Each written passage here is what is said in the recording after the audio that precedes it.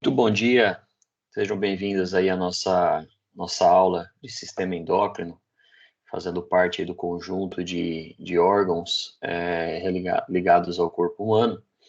Eu me chamo Conrado, sou professor aqui do Senac Araraquara, e essa gravação está sendo feita exatamente aí para quem não pôde estar participando da nossa aula, seja por motivos tecnológicos ou por algum motivo específico, né, de dificuldade em acesso à internet. Mas fica esse registro aí para você acompanhar as aulas, tá bem? Então, agradeço aí pela participação de todos. Eu vou simplesmente só desligar minha webcam aqui para o material ele não ficar muito pesado, tá bem? E também para facilitar os slides. Peço a todos aí que mantenham os microfones desligados, mas se precisarem, fiquem à vontade, tá, de fazer alguma interlocução aí, fazer alguma pergunta.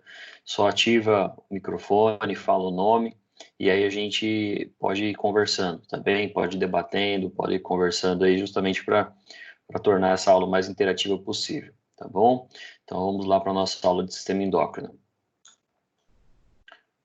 Quando a gente fala sobre o sistema endócrino, né, é interessante a gente conhecer que ela faz parte aí do nosso organismo, né, do nosso funcionamento, né, do corpo humano.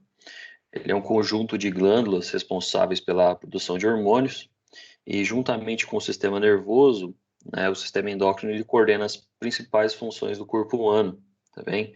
A gente vai falar aí de algumas delas, né, e vamos provavelmente ter que dividir essa aula em duas, justamente por causa do excesso de conteúdo que o sistema endócrino aborda. Então, nessa primeira aula, eu vou apresentar aí as principais glândulas endócrinas e também os seus hormônios. E na aula seguinte, na próxima aula de quinta-feira, a gente vai abordar o seu funcionamento no corpo humano, também abordando aí algumas informações que podem acabar sendo esquecidas nessa primeira aula, tá bem? Primeiramente, eu quero agradecer a participação de todas, né, que estão aqui na nossa aula.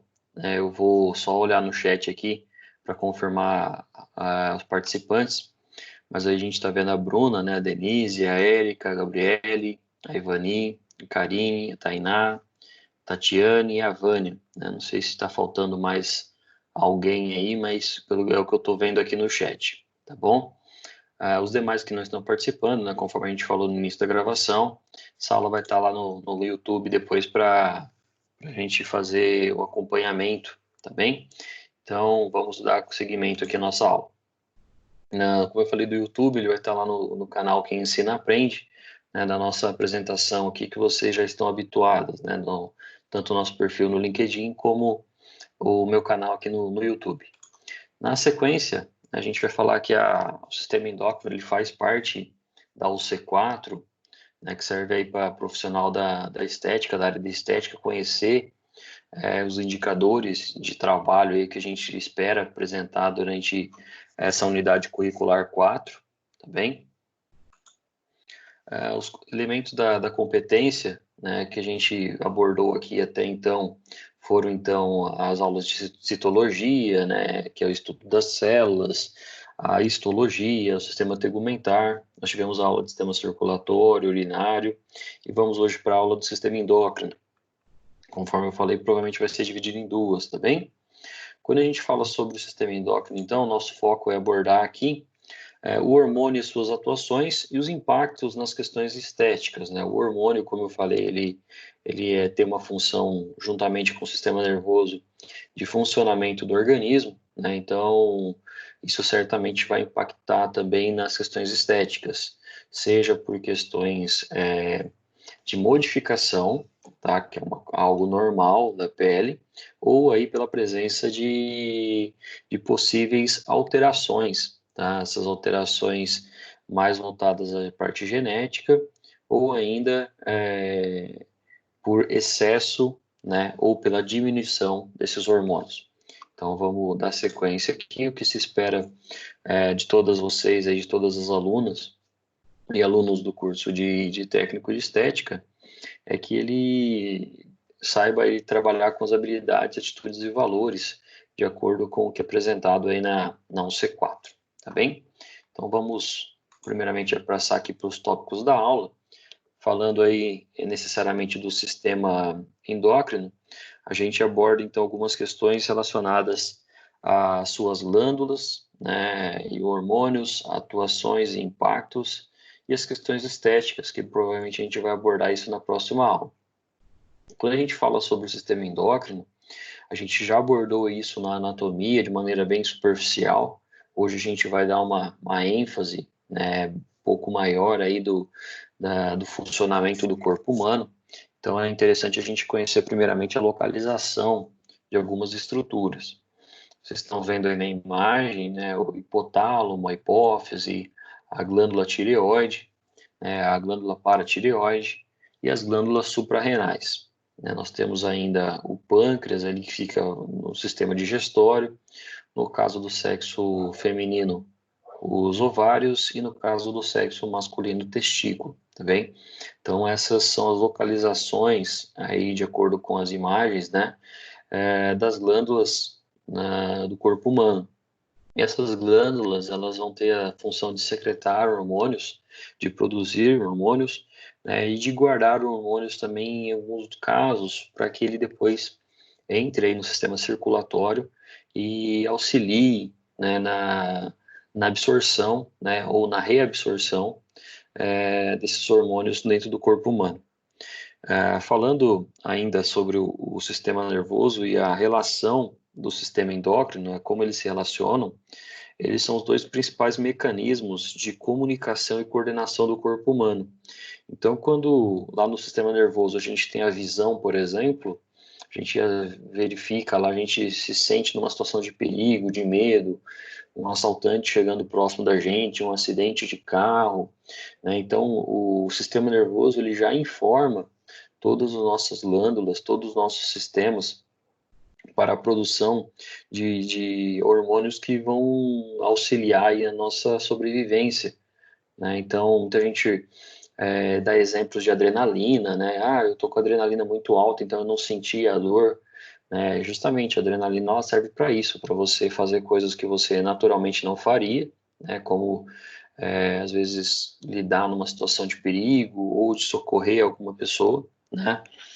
E a adrenalina também ela auxilia aí no batimento cardíaco, caso a gente esteja passando por alguma situação um pouco mais adversa. Esses dois sistemas eles regulam todos os órgãos do corpo humano, né? Mas eles possuem algumas diferenças. Por exemplo, o sistema nervoso eles comunica através de sinais elétricos, que a gente chama aí de impulsos elétricos, né, ou impulsos nervosos, que eles geralmente transmitem uma informação rápida, né, uma informação, como eu falei, elétrica, né, extremamente rápida. E geralmente eles realizam um efeito de curta duração. Já o sistema endócrino, ele tem um efeito de larga duração, de longa duração, e também, né, o sistema endócrino, ele funciona, a comunicação dele é diferente com o sistema nervoso, porque ele se faz por sinais químicos, né, através de substâncias aí que a gente chama de hormônio. E, como eu falei também, ele responde mais lentamente, né, aos efeitos elétricos que são do caso aqui do sistema nervoso. Quando a gente fala então sobre o sistema endócrino, ele é um conjunto de glândulas responsáveis pela produção dos hormônios que são lançados aí no sangue e percorrem o corpo até chegar aos órgãos-alvo, né, o órgão que realmente está necessitando ali daquela carga de hormônios também, sobre os quais vão atuar. Então, junto com o sistema nervoso, o sistema endócrino ele coordena todas as funções do corpo humano. Eu estou vendo aqui na minha imagem, não sei se isso aparece para vocês, mas, por exemplo, essa primeira imagem aqui que nós vemos um corpo, né, com um contorno em volta, né, ele, na verdade, estaria representando a troca de temperatura, tá? Por exemplo, o próprio sistema endócrino, ele auxilia nas questões da temperatura para, para que haja troca de frio e calor. Pessoal, estou vendo uma pergunta aqui da Karine, que ela não está conseguindo acompanhar os slides, se ele foi enviado no e-mail. Só um minuto que eu já faço esse envio, tá bem? Geralmente eu deixo no link da gravação, né? Mas eu já vou mandar ele diretamente aqui para Karine. Só um minutinho aí. Na verdade, por mandar para o grupo da sala, acho que isso de certa forma acaba auxiliando todos, né? Acompanharem aí os nossos slides.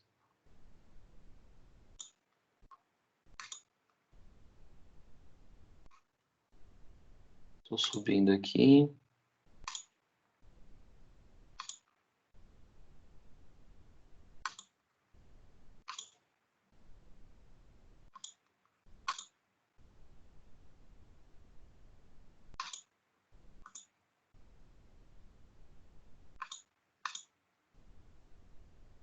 Que acabei de mandar no e-mail da sala.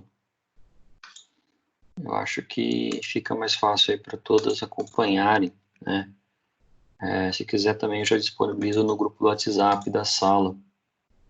Aí fica mais fácil para a gente acompanhar também.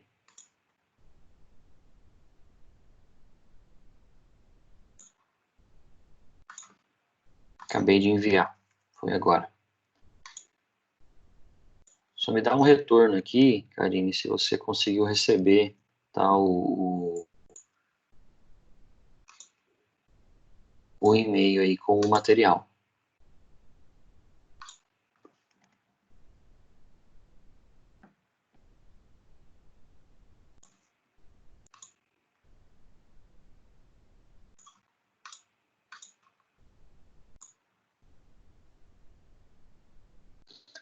Então vamos lá, vamos dar continuidade aqui à nossa explicação. Quando a gente aborda então algumas questões do sistema endócrino, a gente precisa conhecer algumas estruturas específicas aí, alguns hormônios específicos, justamente por causa de alguns funcionamento que a gente vai ter no corpo. Quando a gente fala sobre o frio e o calor, por exemplo, essa troca de frio e calor, o sistema endócrino ele auxilia, né, por receber, né, alguns mecanismos de adaptação ao frio e ao calor, né? Isso pode gerar aí algumas alterações, por exemplo, de textura da pele, ou ainda, né, a temperatura que você acredita ser habitual. Também nós temos uma temperatura interna do corpo humano, que era de 36,5 graus Celsius, né? Isso é facilmente medido aí com um termômetro, mas algumas pessoas elas tendem a ter aí algumas regiões do corpo, principalmente a mão, né, e os pés um pouco mais geladas, né, um pouco mais frias. Não necessariamente aquilo vai ser uma alteração circulatória. Então, quando a gente fala das glândulas do sistema endócrino, a hipófise, por exemplo, né, ela fica ali na região do sistema nervoso, a gente vai estudar um pouquinho ela um pouquinho mais para frente, mas ela serve exatamente para apresentar auxiliar nessa troca de temperatura, tá bem? Falando ainda sobre o corpo humano, nós vemos aí no sistema respiratório, né? Então, o sistema respiratório também ele é influenciado pelo próprio sistema endócrino. Ele tem uma função de realizar a troca de oxigênio por gás carbônico. Nós vamos estudar o sistema respiratório ao longo dessas aulas, né? Mas quando a gente fala do sistema respiratório, eu estou abordando aí a troca de oxigênio por gás carbônico, mas se for necessário, o sistema endócrino ele pode aumentar a minha frequência respiratória através da adição, né, através da liberação de glicose no sangue. Então, libera mais energias para as células, essas células realizam um trabalho mais rápido e aumentando aí o fluxo respiratório que nós precisamos.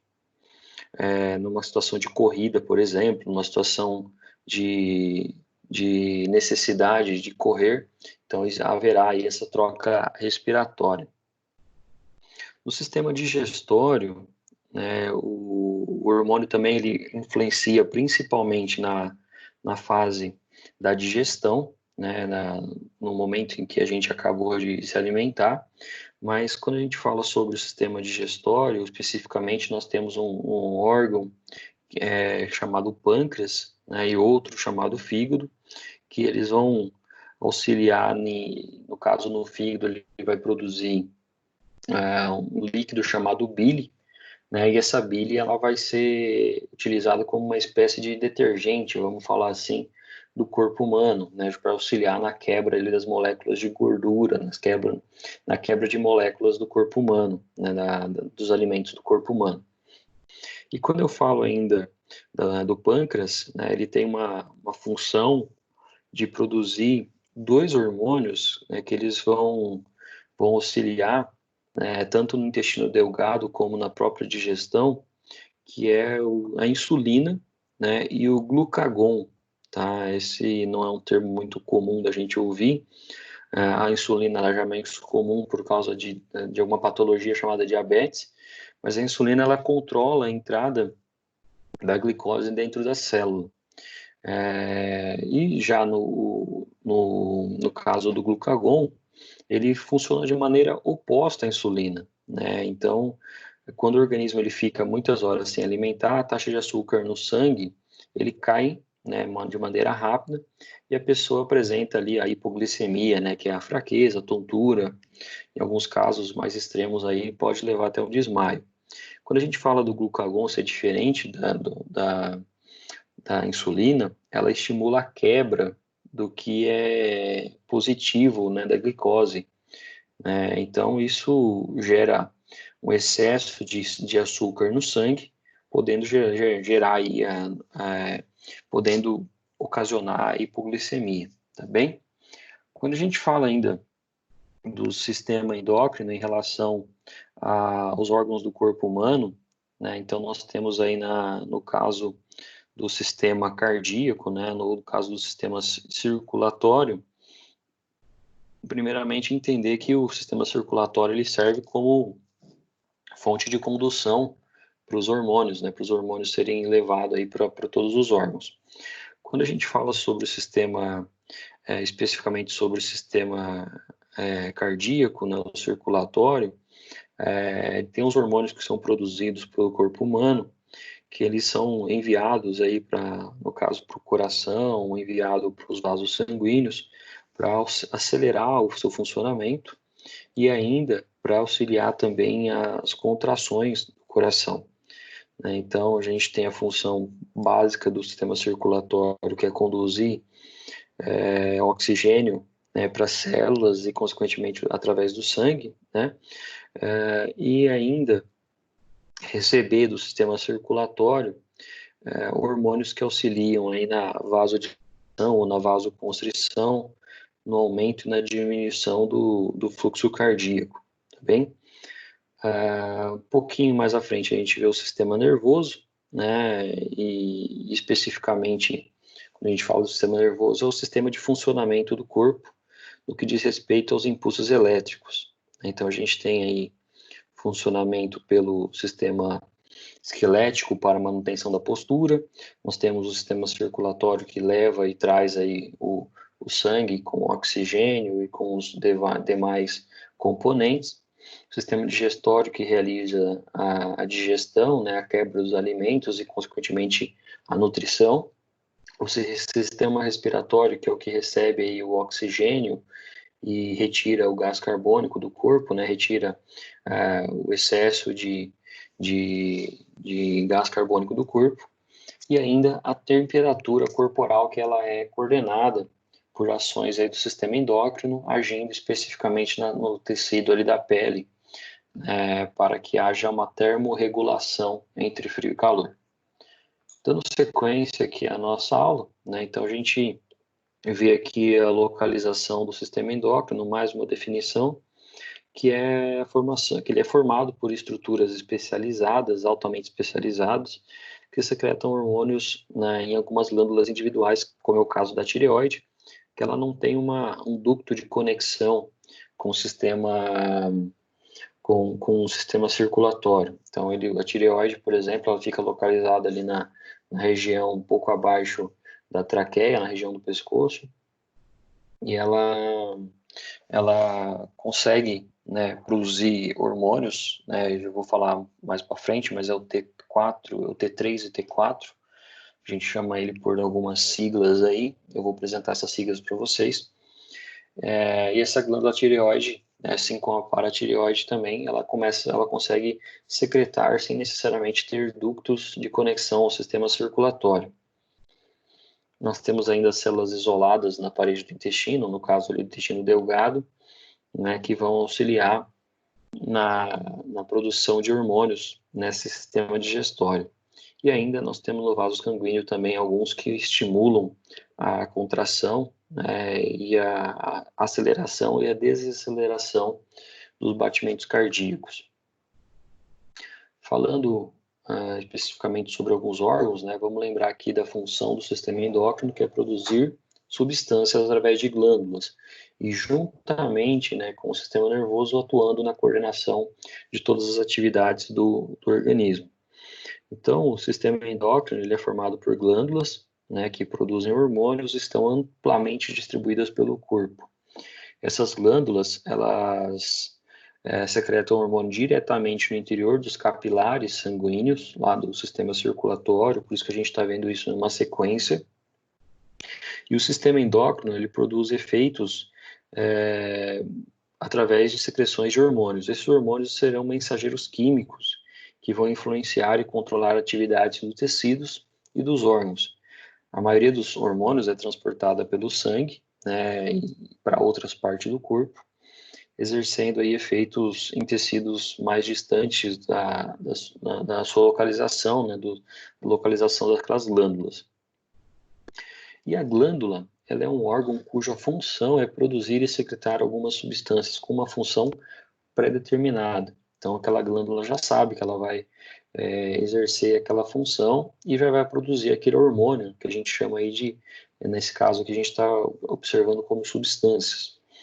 Essas substâncias, elas são secretadas dentro dos sistemas circulatórios, né, e em algum caso aí pode ser fora dele também, como em alguns sistemas relacionados à parte digestória, ou ainda, né, no testosterona, que é o caso do hormônio masculino, o progesterona, que é o hormônio feminino, né, o progesterona e o estrógeno, que é produzido nas suas glândulas sexuais específicas. Quando a gente fala ainda da, das glândulas, é bom a gente lembrar aí que nós temos as glândulas hipófise, que fica lá no sistema nervoso, nós temos a tireoide, a paratireoide, que elas ficam aqui na região da garganta, a suprarrenal, que ela fica acima dos rins, o pâncreas, que fica ali no sistema digestório, nós temos o que a gente também chama na anatomia, né, de maneira mais anatômica, de gônadas, né, que são os ovários e testículos, né, ovário no caso do sexo feminino e testículo no caso do sexo masculino. A glândula pineal, né, que ela fica também no sistema nervoso, e o timo, né, que a gente já falou sobre isso lá na anatomia, é um órgão que auxilia aí na imunidade, tá bem? Passando mais um slide aqui. As glândulas exócrinas, por exemplo, a gente precisa lembrar que nós temos três tipos de glândulas, né? Primeiramente, a glândula exócrina, ela possui um canal receptor, né, que vai transportar aí, secretor, desculpa, que vai transportar as secreções para fora do corpo ou para o interior de um órgão. Então, nesse caso aqui, eu estou mostrando três casos de glândulas exócrinas. A primeira é a glândula parótida, a sublingual e a submandibular. E nesse caso, essas glândulas, elas auxiliam, né, com o sistema nervoso. A gente olha lá por um sorvete, a gente tem uma salivação da glândula parótida, né, que vem aqui atrás do da mandíbula, né? E quando a gente está com muita vontade de tomar um sorvete, de comer algum doce, principalmente, é isso que faz a nossa boca encher de saliva também. A função dessa glândula aí, no caso, ela é produzir saliva, para produzir esse líquido que vai auxiliar na digestão.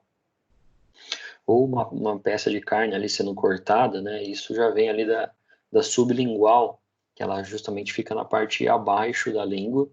Então, quando a gente vê um churrasco lá sendo produzido, uma comida um pouquinho mais gordurosa, vamos falar assim, a sublingual também consegue emitir salivas, né, líquido para a nossa boca, para facilitar a nossa digestão.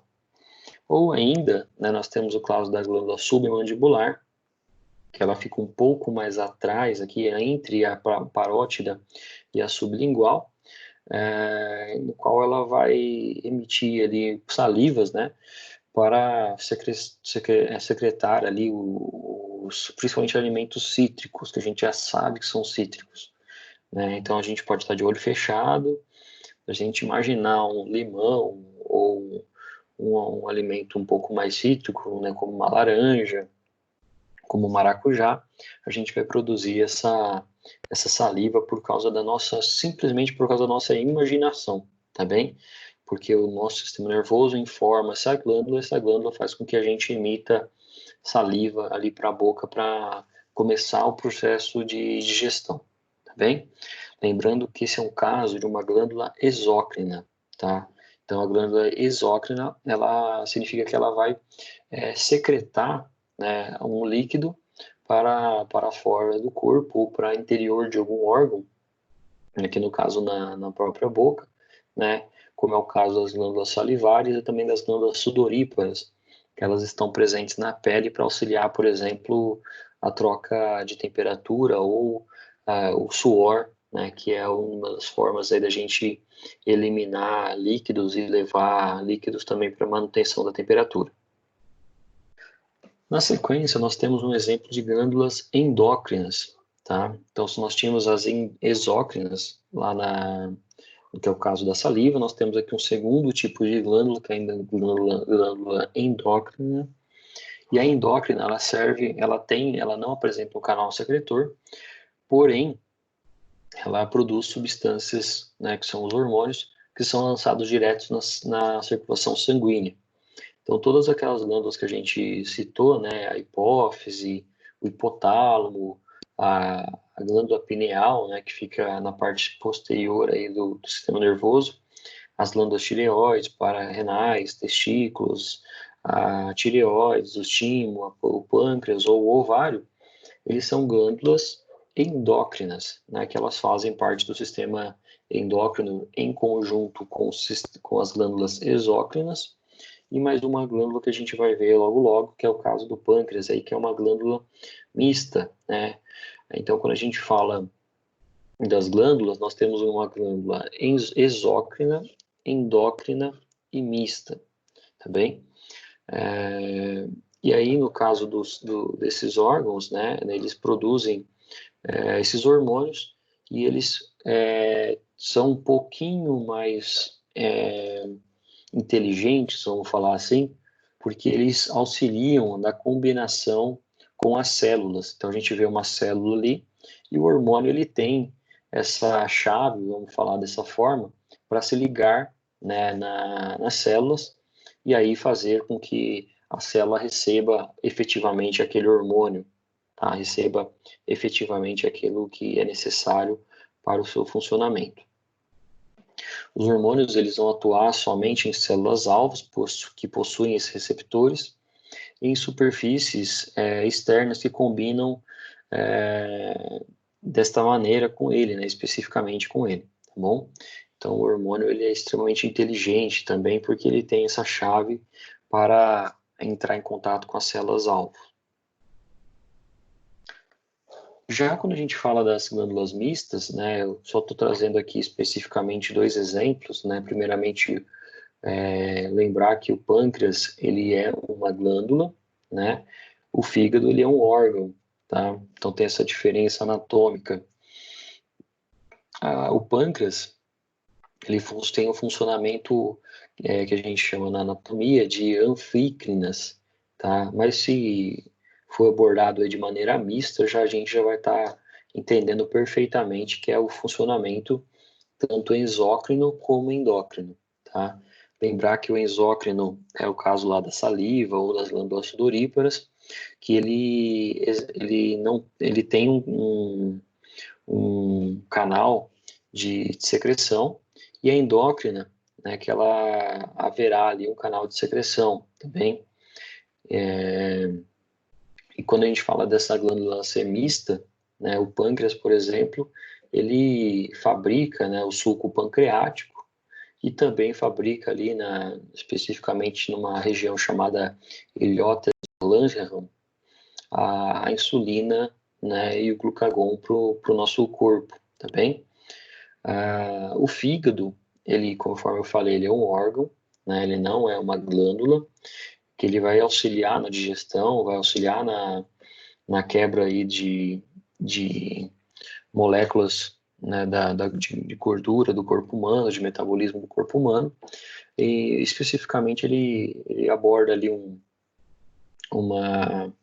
uma bolsa, né, chamada de vesícula. Na anatomia, tudo que a gente chama aí de bolsa, ela recebe uma característica de vesícula, e essa vesícula, ela guarda, né, ela retém ali a bile, tá bem? Essa vesícula, então, ela recebe o nome de vesícula biliar, tá? Que ela vai auxiliar aí na quebra de alguns metabolismos, né, e, consequentemente, auxiliar na espécie de quebra desse detergente, né, que é dessa que vai auxiliar na quebra de gordura, tá bem?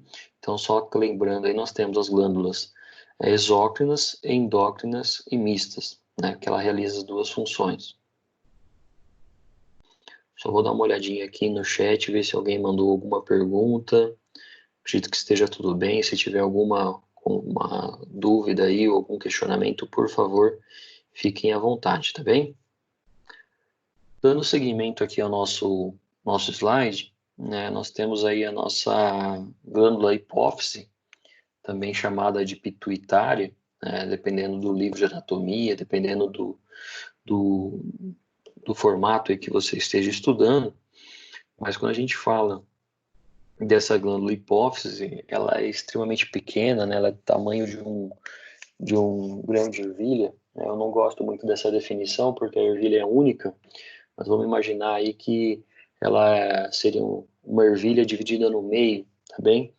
A hipófise, então, ela vai ter a parte da frente e a parte de trás, né, chamada aí de adenohipófise, né, e neurohipófise.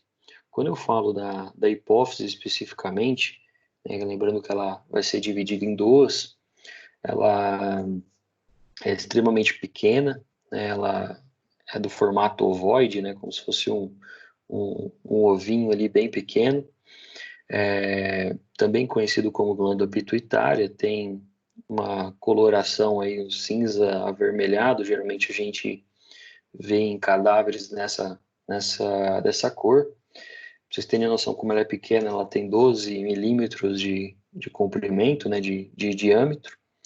Ela está localizada logo abaixo do hipotálamo, né? O hipotálamo é uma região que auxilia, né, no que a gente chama de quiasma óptico, e também para guardar líquido, né, para o funcionamento da medula espinhal. Tá bem? Então, quando a pessoa tem lá, por exemplo, a, a gente chama isso vulgarmente de cabeça d'água, né?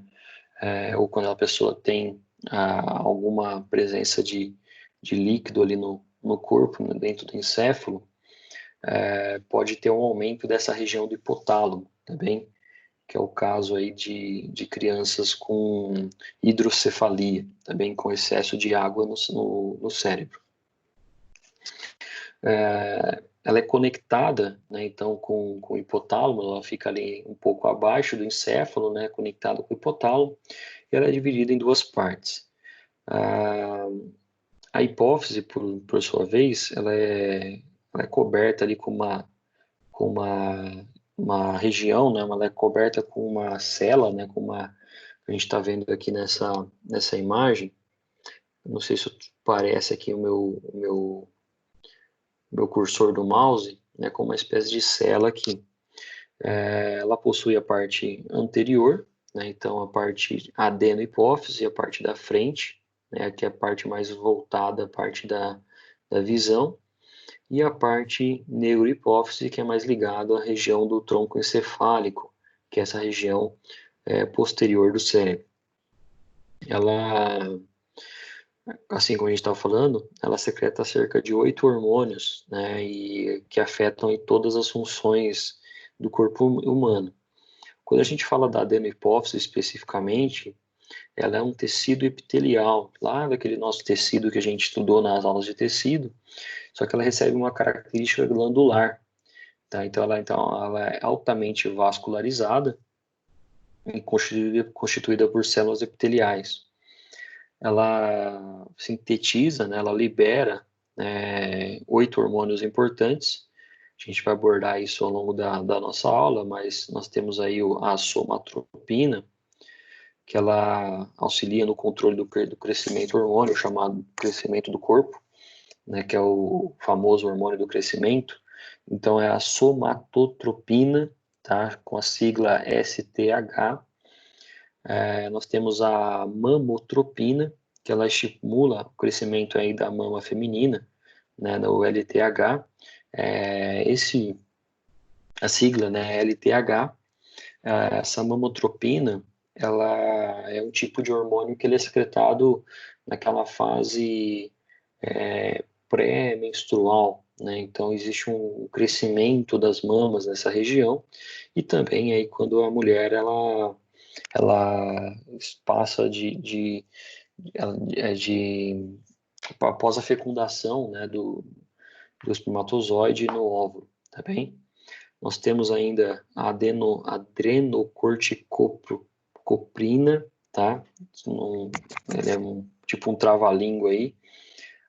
Ela tem a sigla ACTH, que ela controla os hormônios da região do suprarrenal. Nós vamos ver isso lá na frente, né? Mas ela vai transformar depois isso em adrenalina, tá bem?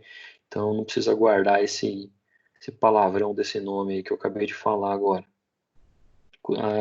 Além da adrenocorticopropina, né, nós temos a TSH, né, que é a tirotropina, né, mais famosa aí como TSH, que ela estimula a atividade da glândula tireoide, também. Então, todos os dias, né, naturalmente, a tireoide ela estará funcionando naturalmente.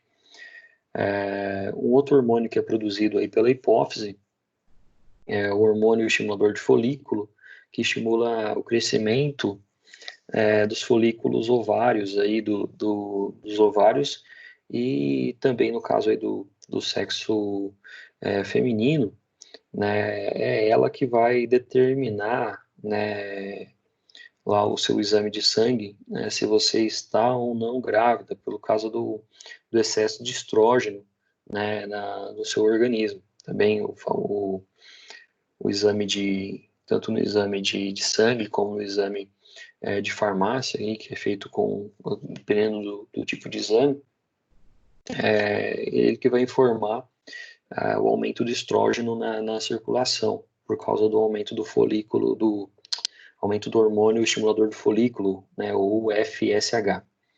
No caso também do sexo masculino, ele que realiza, né, o primeiro espermatogênese, né, dos testículos, né, desde o nascimento da criança, né, de uma criança aí do sexo masculino, é ele que estimula a produção do testículo.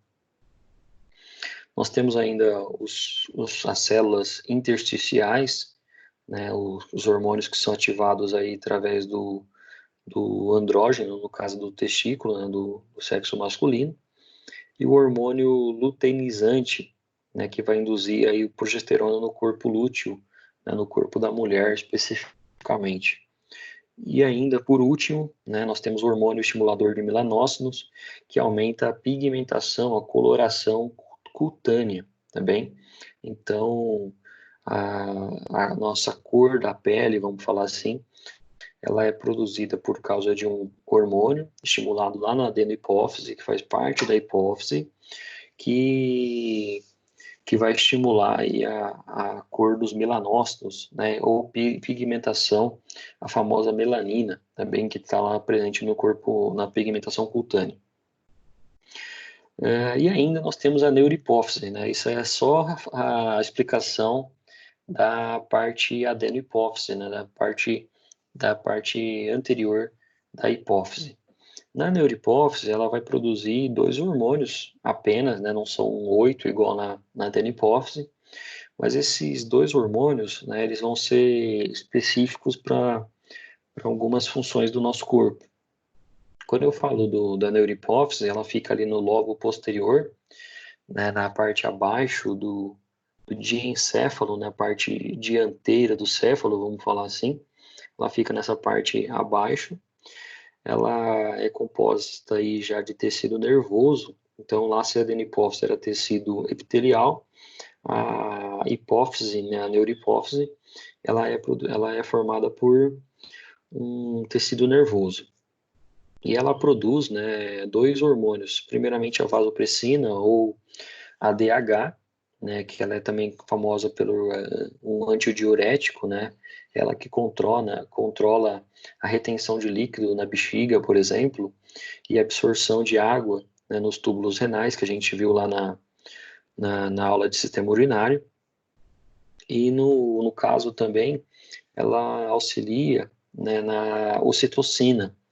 Ela, se alguém já precisou passar por um trabalho de parto, sabe que isso é medido durante as contrações, né? E a ocitocina ela promove a contração do músculo do útero e da mama, tá bem? Então, o músculo do útero especificamente, ele é um músculo de tecido muscular não estriado, então ele não tem a possibilidade de fazer contrações, tá, lá no útero, e aí quem auxilia nessa contratura muscular é a ocitocina.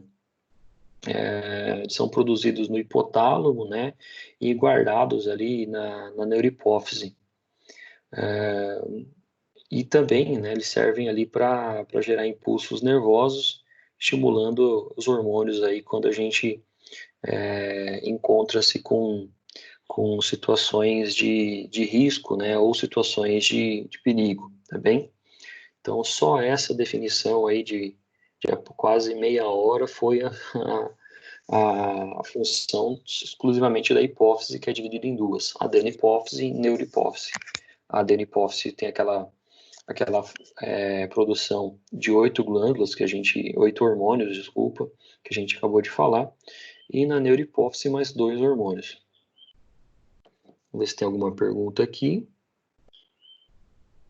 Opa, legal. Deixa eu só ver se consigo ler a pergunta inteira. Ó, a Tatiane perguntou: é verdade que tem alguns hormônios que fazem mal para a saúde? A ansiedade, o transtorno tem a ver com os hormônios? Vamos lá, excelente pergunta, Tatiane, legal, valeu pela interação. Quando a gente fala sobre hormônios, né, especificamente, eles podem sim fazer mal para o nosso sistema nervoso, também, se produzido em excesso. Ser ansioso, pessoal, é uma situação natural e característica do ser humano, tá? Tem pessoas que você olha assim, nossa, dá até raiva de tão calma que é. Mas tem pessoas que estão extremamente ansiosas. Quando a gente fala de ansiedade, os hormônios eles estão intimamente envolvidos, né? Não se sabe ainda exatamente o motivo, né? Mas quando a gente fica nervoso, né, o que acontece? A gente libera um hormônio chamado cortisol, e ele serve tanto para proteger, né, mas também ele serve para deixar a gente calmo, né? Então, sim, se produzido em excesso, eu falo para proteger, porque a gente vai querer brigar, né? Se uma pessoa tenta roubar a gente, né? A gente não deve revidar em nenhuma hipótese, mas se a gente tiver com um nível de cortisol em excesso no corpo humano, né, a gente vai tentar, dependendo do que for, né, do valor estimado daquele item, né, um celular, uma bolsa, alguma coisa, um presente, isso vai sim gerar uma dose extra de cortisol, de adrenalina, e a gente vai ter atitudes, vai tomar atitudes que a gente não teria numa situação normal, tá bem? Agora, quando a gente fala em ansiedade, principalmente nesse momento que a gente está vivendo, né, vendo notícias nada interessantes, é, quando a gente passa, por exemplo, por o dia, vendo a quantidade de mortos que a gente tá apresentando, né, ou, por exemplo, é, esse momento que a gente está vivendo de incerteza e de dúvidas, né, isso pode gerar, sim, né, transtornos de ansiedade, e aí que começa a ficar ruim, né, a relação da parte neurológica, da parte nervosa com os hormônios, tá bem? Então, o transtorno de ansiedade, né, antigamente ele era conhecido como transtorno da parte psicológica, vamos falar assim. Deixa eu ver só uma pergunta aqui. Não, vamos terminar aqui, eu já termino, já respondo. Quando a gente falava sobre transtorno de ansiedade, ele era mais voltado à parte psicológica, mas já foi visto, né, e aí ela é adicionado com um transtorno de ansiedade generalizada, que pode ocasionar sofrimento emocional, sofrimento em excesso, dores no corpo, né, ansiedade, palpitação, às vezes até o choro, né, e aquela situação de comportamento compulsivo. Então, pessoas que têm o hábito de puxar o pelo da sobrancelha ou apertar a região do antebraço, né, por causa de um transtorno obsessivo compulsivo, tá? Então, quando a gente fala desses transtornos de ansiedade, a gente precisa saber que existe uma ansiedade real, né, que existe uma ansiedade moralista e existe ainda uma ansiedade neurótica, né, e aí ela pode ultrapassar graus, assim, vamos falar dessa forma, e isso se tornar futuramente problemas mais graves, tá bem? Se agora existe algum teste, né, algum exame que, que para identificar se os hormônios estão alterados, tá? Denise, eu só tenho uma dúvida aqui pela sua pergunta, se é um exame para ansiedade ou exame de sangue para os demais hormônios do corpo. Eu vou responder já essa pergunta, né? Mas quando a gente fala, por exemplo, no caso de exame de sangue para ansiedade, né? Isso, para ansiedade, né? Tem várias formas da gente detectar aí a presença da ansiedade, tá? Mas geralmente ele é associado aos níveis de serotonina, tá, do nosso corpo, tá bem? Ela pode estar apresentando ali, além disso, né, dos níveis normais de serotonina, elas podem ser por causa de situações de estresse, né, de ansiedade, mas geralmente estão associados a uma avaliação psicológica, psiquiátrica, né? Lembrando que o psicólogo, ele não, por prerrogativa da sua atividade, ele é mais voltado à entrevista, né, à anamnese, à investigação, através de questões, perguntas, né, em situações evasivas, por exemplo, a pessoa não quiser conversar sobre aquela situação, né, é, e associado aí aos níveis de serotonina. Já o psiquiatra, ele vai ter uma ação, né, mais voltada realmente ao modelo biomédico que a gente fala, né, o modelo de avaliação que geralmente é feito das características americanas, né, que é você pedir exames, comparar exames com normalidade e falar se a pessoa tem ou não aquela doença, tá bem? Mas quando a gente fala ainda de exames voltados à ansiedade, né, a gente tem os níveis de serotonina, os níveis de cortisol, tá bem? E quando a gente fala sobre exame de sangue para ansiedade, a gente geralmente tá pulando uma etapa, né? O ideal realmente é a pessoa observar o seu comportamento, ou, se for o caso, procurar um terapeuta, um psicólogo para avaliar o seu comportamento. Aí sim, se for algumas situações consideradas normais, solicitar esse exame de sangue, tá bem? Tem, no caso, por exemplo, outras doenças, né, no caso a depressão, né, que ela pode ser estimulada devido ao excesso de ansiedade, mas não tem como a gente identificar, tá, através de um exame de sangue. Tá? A depressão ela não é identificada, ela é feito um diagnóstico, por isso que é muito bom a gente ser extremamente positivo nesse diagnóstico, né? Para identificar a depressão, para identificar, tem que encontrar um bom profissional para fazer concluir, né, essa, essa depressão ou não, tá bem? Porque hoje em dia, querendo ou não, se tornou comum é, se identificar depressão como doença para todo mundo, tá? Então, tem pessoas que elas acumulam um pouco mais situações adversas no corpo humano, situações complexas, né? E tem pessoas que elas, naturalmente, elas desenvolvem aí a depressão por causa de um fator de fobia social ou ainda situações de estresse, né, ou situações adversas aí da parte profissional, pessoal, familiar, e acaba desenvolvendo sim essa depressão. Mas não existe um exame ainda que identifique a depressão, por exemplo. Deixa eu só voltar aqui na pergunta da Tatiane. Tatiane, eu respondi a sua pergunta, e Denise, eu respondi a sua pergunta, deixa eu só ver se eu conseguir responder vocês, por favor. Aí a gente dá sequência aqui, se for o caso. Senão a gente pode debater sem problema, vamos conversando aqui. A gente está em casa mesmo, né? Vamos aproveitar para aproveitar esse tempo da melhor forma possível.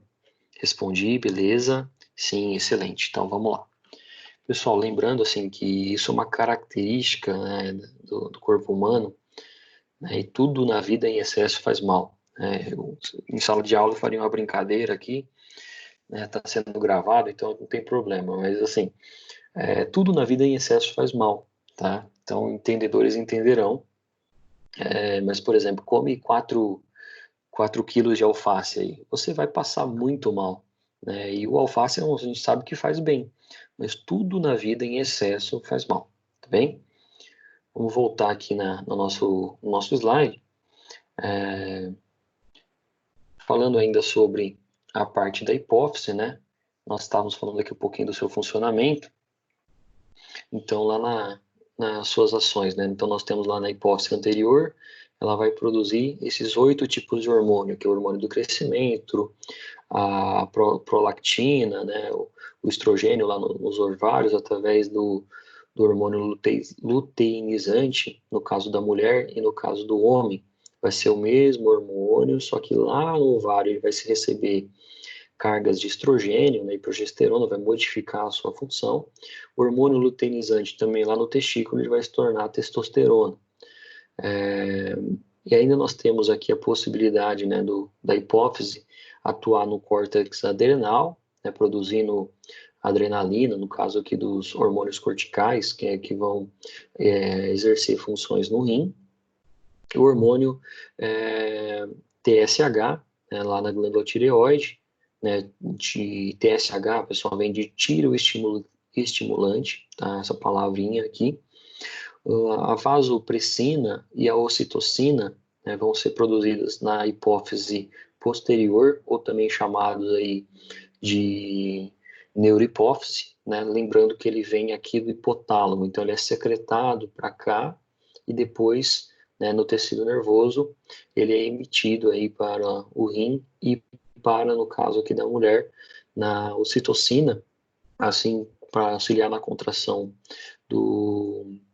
da contratura do útero, né, a contração, no caso da contração específica da gestação, ou ainda para o aumento ou diminuição das mamas, né, no caso da ocitocina.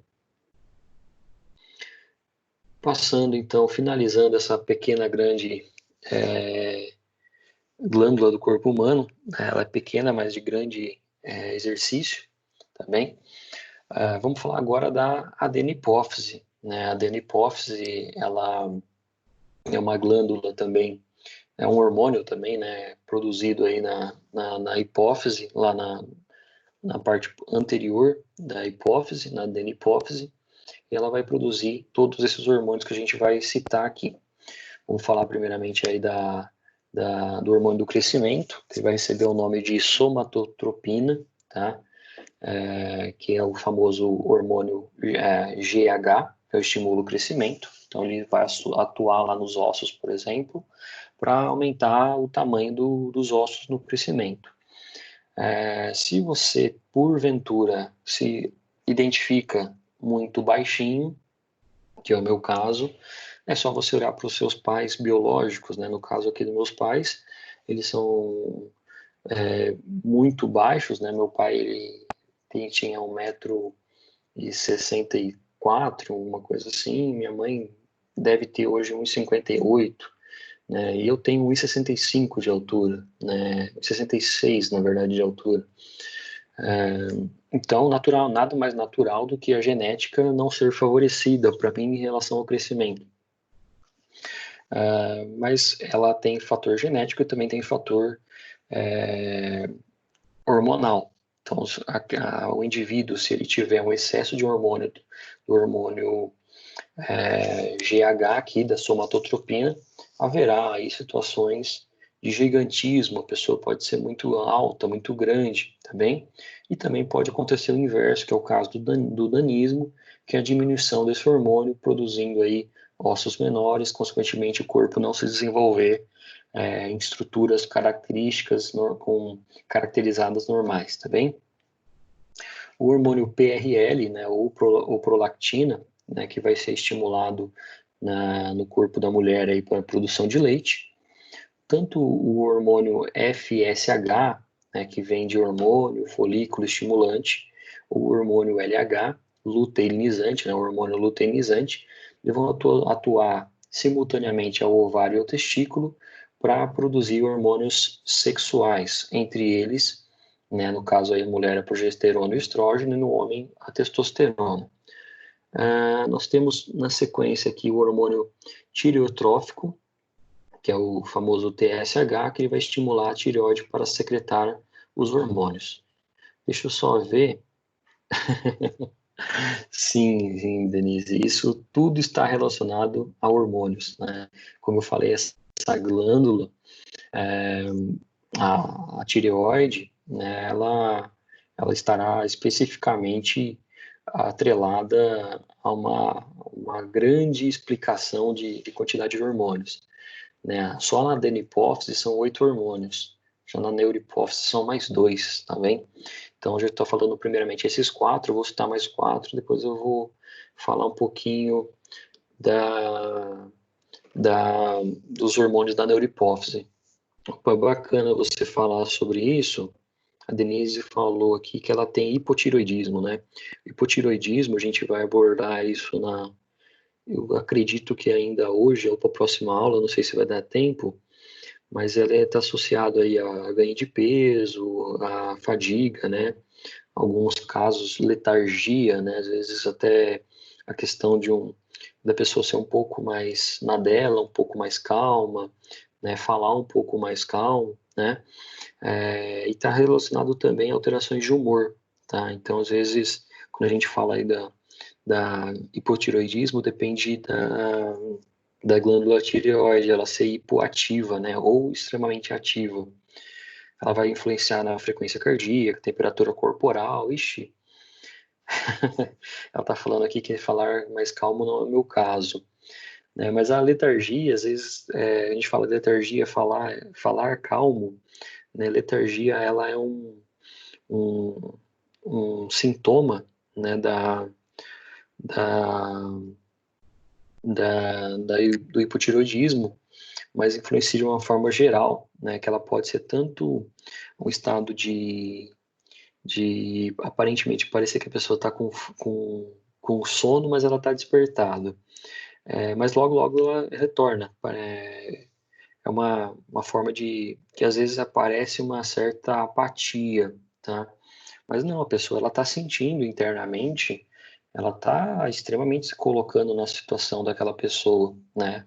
Ela é empática, mas ela às vezes aparece que ela é apática, né? Ela, muito pelo contrário, se ela não se controlar, ela é a primeira a chorar, vamos falar assim, em situações de estresse, em situação de nervoso, tá bom? Não sei se é o teu caso, Denise, mas tô fazendo uma tô traçando um perfil aqui remotamente pelo que você está me passando, mas é que geralmente associa-se, hormônios associam-se muito mais ao funcionamento do corpo.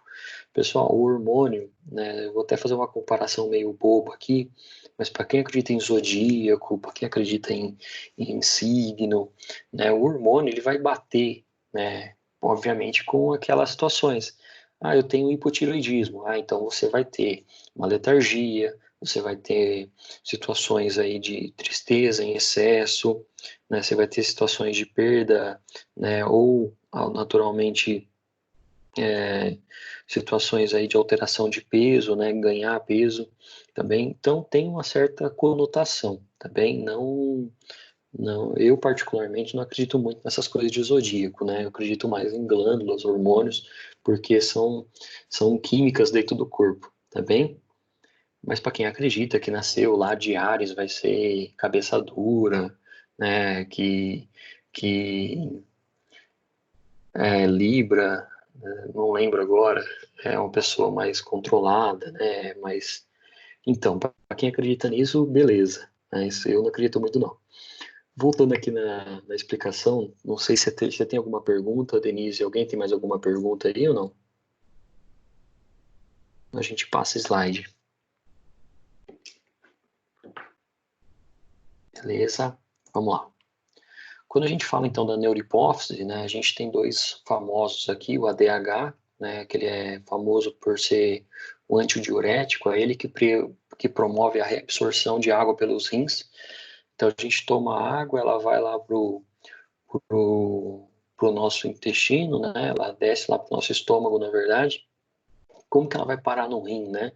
Existe um hormônio específico chamado antidiurético, aí, o ADH, que ele é produzido pela neurohipófise e é ele que é enviado ali para o rim, né, especificamente para realizar a reabsorção de água.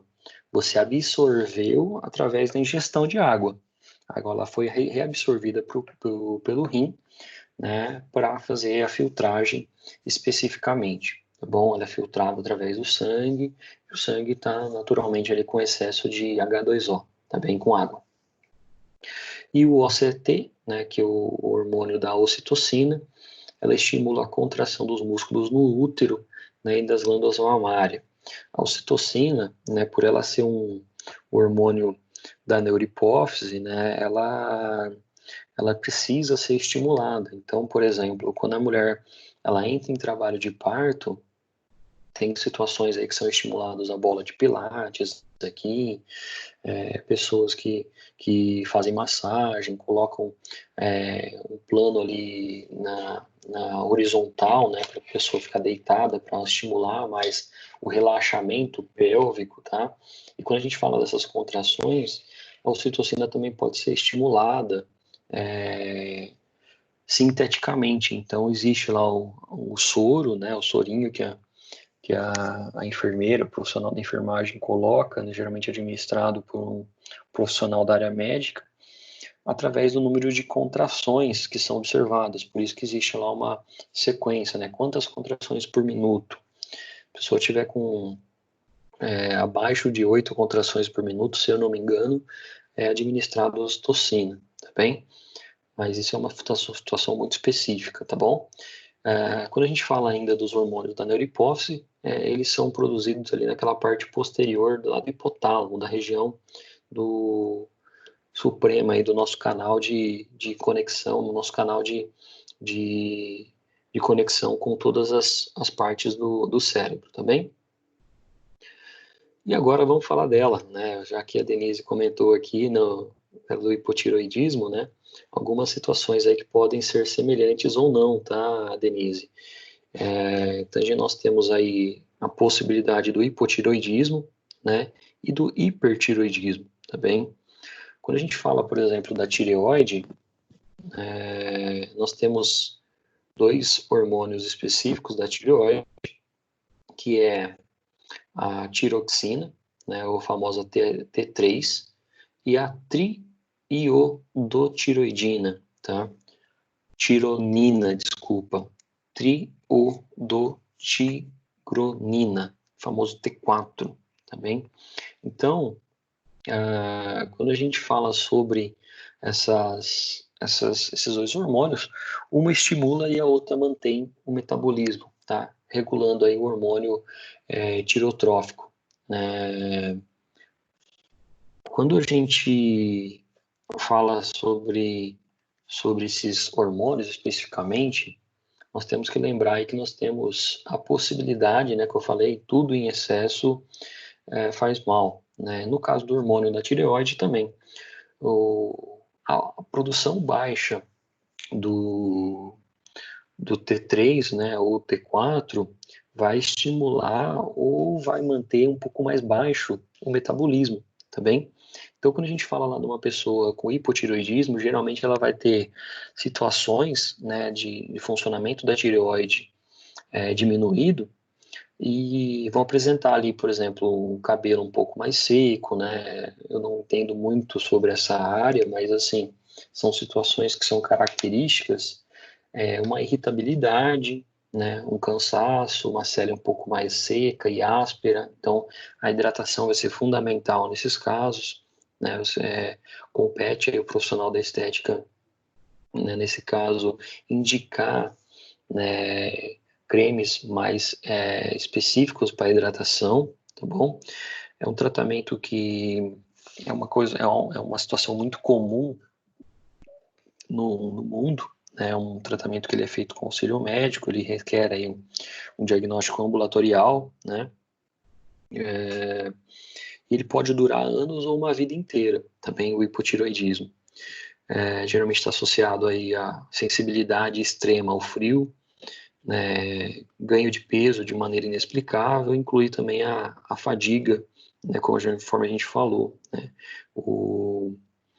além da alterações de humor, né, a letargia, o ganho de peso e ainda a fadiga. Na sequência, a gente tem aí o que a gente chama de hipertiroidismo, também, que muitas vezes tem umas pessoas que fazem piada com isso, né? Porque a pessoa ela desenvolve ali parece que um aumento da região do pescoço também, mas lembrando que isso obviamente não é motivo de fazer piada, né? Então, ela está associada a uma perda de peso, né? A pessoa geralmente tem os olhos salientes aí, que lá no interior a gente chama de olho esbugalhado, né? O olho que vai mais para frente, também. Suores em excesso, né? Uma sudorese em excesso, produção de líquido, né, perda de suor em excesso. Né, as pessoas têm que até produzir suor em excesso e ela procura um médico para fazer uma cirurgia nas glândulas do suor para para não ficar naquela situação desagradável, né, de ficar suando bastante nas mãos e nas axilas e em alguns casos mais extremos até na região na região torácica, né, na região tanto no torso, do dorso, na parte posterior, na parte torácica, na parte anterior. E é característico pelo pescoço inchado, tá bem? Quando a gente fala do hipertireoidismo, geralmente está associado a acelerar o metabolismo do corpo, né? Então, o hormônio, né, da tiroxina, né, que é produzido pelo excesso de metabolismo, ele vai acelerar, fazendo com que o batimento cardíaco seja mais rápido e regular. A pessoa vai ser extremamente mais irritada, né? E apresentar uma sudorese, né, um suor em excesso, tá bem? Lembrando, pessoal, que essas duas situações que eu expliquei para vocês, elas apresentam tratamento médico, tá bem? Então, são situações que dá para conviver, tá bom? Mas que naturalmente isso vai ter alterações significativas de humor também e, consequentemente, de convivência com essa pessoa, tá bem? Falando sobre calcitocina, né, é um outro hormônio que aí ele já é um pouquinho mais conturbado, vamos falar assim. Ele tem 32 aminoácidos, né, no próprio corpo, que eles vão estimular aí as células epiteliais, tá bem? Quando a gente fala sobre a calcitocina, ela também é chamada de paratormônio, tá? Ela é um hormônio que ele tem diversas funções, tá bem? Mas a função primária dela é baixar o nível de cálcio no sangue e inibir a liberação de cálcio nos ossos também. Mais para frente, ó, vou explicar isso já nesse slide, eu acho que é agora, não sei se eu pulei a apresentação. É isso, aqui, exatamente aqui. O paratormônio, né, juntamente com a calcitocina, vai levar um nível de cálcio e estimular a liberação de cálcio nos ossos. Então, o que vai acontecer aqui? Haverá, né, no caso aí, uma alteração em conjunto com as glândulas paratireoides, que são essas manchas arroxeadas na própria tireoide. Também, então, a gente tem a tireoide, que é o formato que a gente está vendo aqui, como se fosse uma borboleta, e as marcas aí, essas manchas na borboleta, que essas manchas na tireoide, serão as glândulas paratireoides, tá? O hormônio, também chamado de paratormônio, né, ele recebe a sigla PTH, eleva os níveis de cálcio no sangue e estimula a liberação de cálcio nos ossos. Então, esses hormônios aqui, ó, a glândula tireoide, ele vai concentrar o cálcio no sangue de maneira baixa, né? Já no caso, a glândula paratireoide vai deixar isso de maneira baixa no sangue, e a glândula tireoide vai aumentar a concentração de cálcio no sangue. Para a célula, para o osso receber o cálcio, vamos falar assim, vai haver uma liberação advinda lá da tireoide. E para deixar esse cálcio dentro do nosso corpo, né, para que ele não saia do nosso corpo, isso vai vir lá da glândula paratireoide. Então, uma eleva o nível de cálcio no sangue e a outra a estimula a liberação de cálcio nos ossos, tá? Para que não saia também todo o osso, todo o cálcio do nosso osso.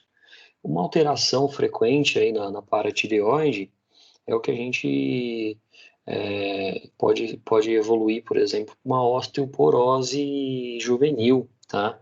A osteoporose é uma doença nos ossos em caráter de envelhecimento, mas se porventura aparecer uma osteoporose em um indivíduo bem mais novo, pode ser por causa de alterações no paratireoide, assim também como alterações no, no ciclo, tanto no ciclo menstrual ou nos hormônios sexuais aí, principalmente nas mulheres, tá bem? A gente vai falar um pouquinho mais sobre isso ao longo da aula. Pessoal, tudo bem com vocês? Podemos tocar mais uns 15 minutinhos?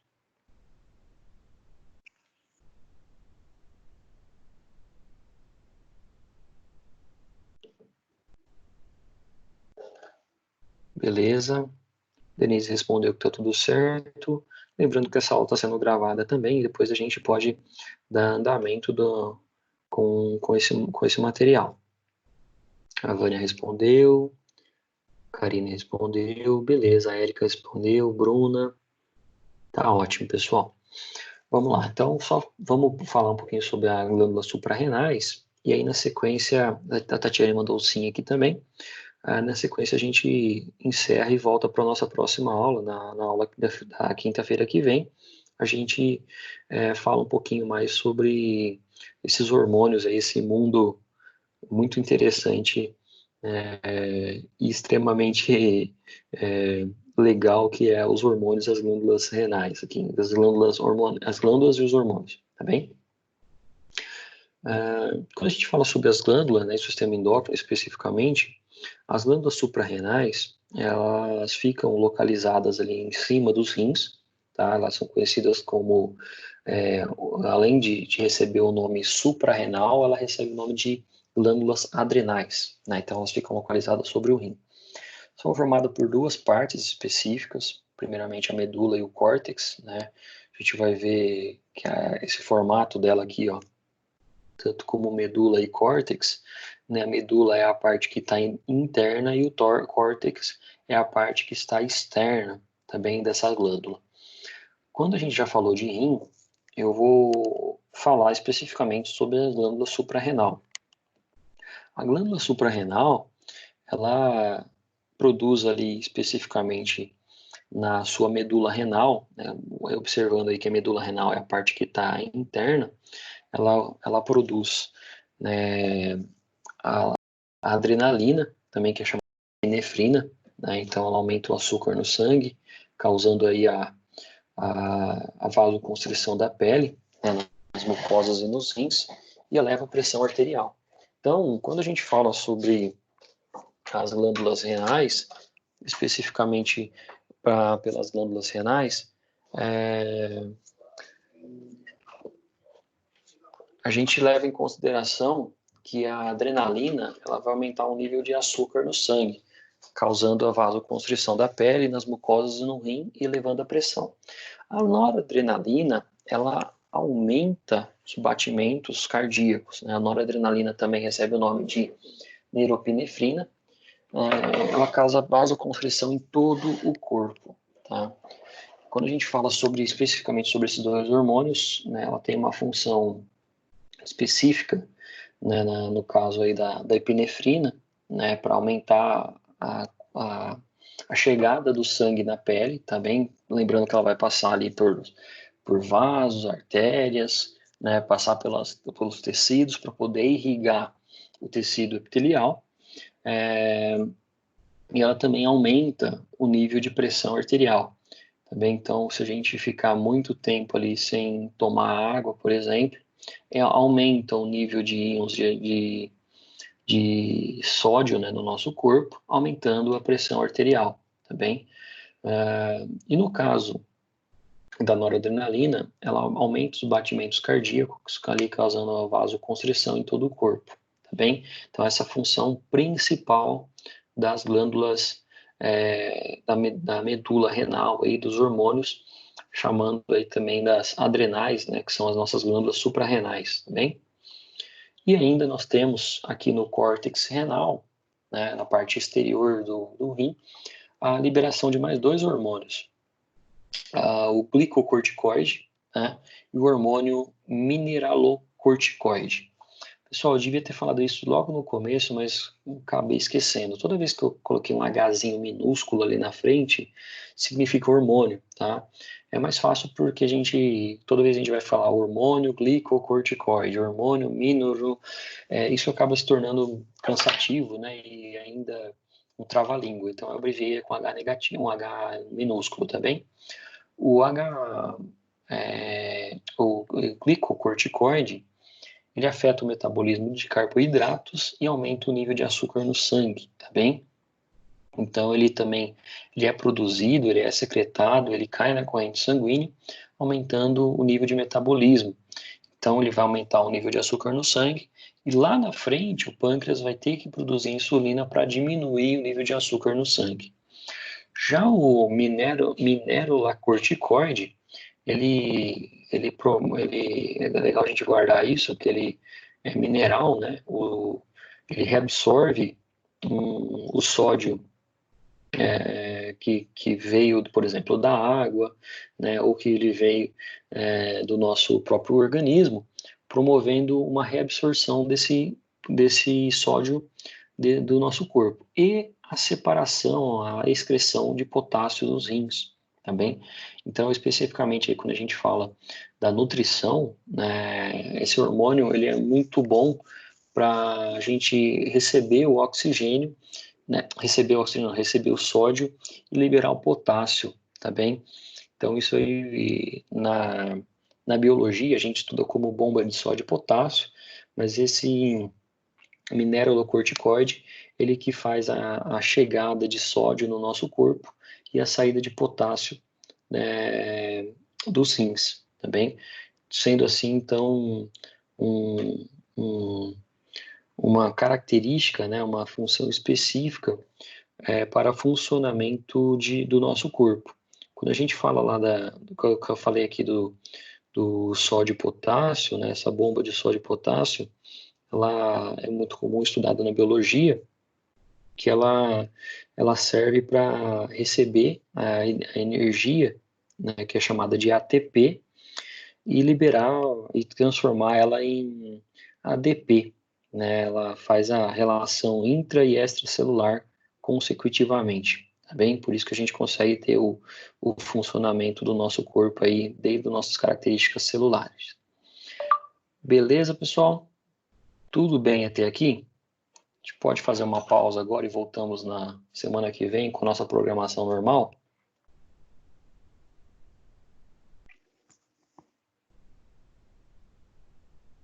Tudo ok, Denise? Fânia por ela também? Beleza, pessoal. Olha, agradeço que vocês chegaram até aqui, né? Assistiram a aula até aqui. Tem mais 14 slides para frente ainda, não tem mais slides para frente ainda, mas aí a gente deixa para tratar na próxima aula, justamente porque a gente tem bastante assunto para conversar aqui. Vocês viram que é bastante assunto, né? Bastante informação, por isso que a gente vai estar dividindo essa aula em duas, tá bem? Só de gravação deu quase 2 horas de aula, tá bem? Então a gente vamos nos falando aqui pelo WhatsApp, eu estou no grupo do WhatsApp de vocês, podem me mandar perguntas, podem me mandar mensagens, tá? Fiquem à vontade aí, a gente vai conversando e a gente encerra a nossa aula por hoje, tá bem? A você que nos acompanhou nessa gravação, eu agradeço. Até a próxima aula.